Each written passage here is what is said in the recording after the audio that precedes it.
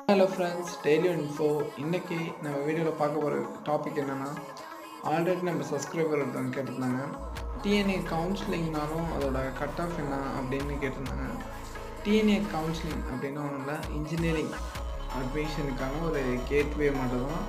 அந்த கவுன்சிலிங் மூலிமா நம்மளுக்கு தேவையான காலேஜை செலக்ட் பண்ணி நம்ம சாய்ஸ் மட்டும், சாய்ஸ் ஃபில்லிங் தான். First choice, second choice, third choice, 3 choice கொடுத்து நம்ம தேவையான காலேஜுக்கு நம்ம தேவையான டிகிரி போய் படிக்கலாம்.